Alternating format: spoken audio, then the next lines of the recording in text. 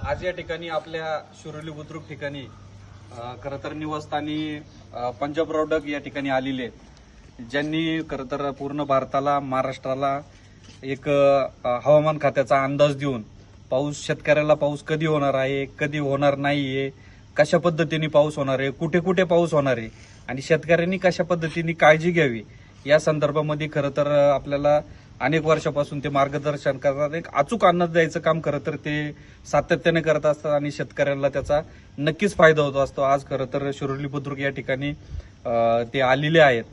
शिरोलीमधून ते आपल्याला जुन्नर तालुक्याला अंदाज देणार आहे. खरं तर कारखान्याचा सीझन चालू होतोय, तुम्हाला त्याची कल्पना आहे, परंतु 8 दिवसापासून पुन्हा एकदा सातत्याने पाऊस पडतोय आणि ऊस तोडणीसाठी अडचण निर्माण होते. पावसामुळे व्यत्यय येऊ नये आणि आपण काय काळजी घेतली पाहिजे त्यासाठी खरं तर पंजाब रौडक आपल्याला या ठिकाणी भेटण्यासाठी आलेले आहेत.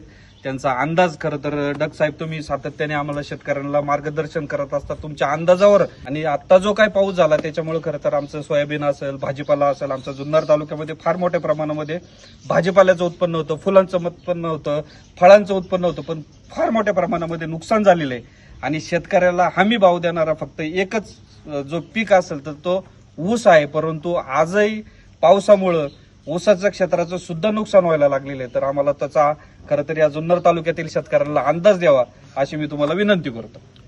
नमस्कार, मी पंजाब डक. आज आहे 1 नोव्हेंबर 2025 आणि काय झालं, काल रात्री दादांचा फोन आला तर म्हणले की आमचा कारखाना उद्या सुरू होणार आहे, तर तुम्ही या आणि तिथून एक आमच्या शेतकऱ्याला पावसाविषयी माहिती द्या. तर मी शिरोली या ठिकाणी सत्यशील दादा शेरकर यांच्या इथं यांच्या निवासस्थानी आलो. शिरोली आणि जुन्नर तालुक्यातल्या शेतकऱ्याला सांगू इच्छितो की तुमच्यासाठी आनंदाची बातमी, आता राज्यात फक्त तुमच्या जुन्नर तालुक्यात 2-3 दिवसात थोडा पाऊस पडणार आहे. खूप काय मोठा पडणार नाही, मुसळधार पडणार नाही, त्याच्यामुळे हा अंदाज लक्षात द्यायचा. 4 तारखेच्या नंतर तुमच्या इकडला देखील पाऊस कमी होणार आहे.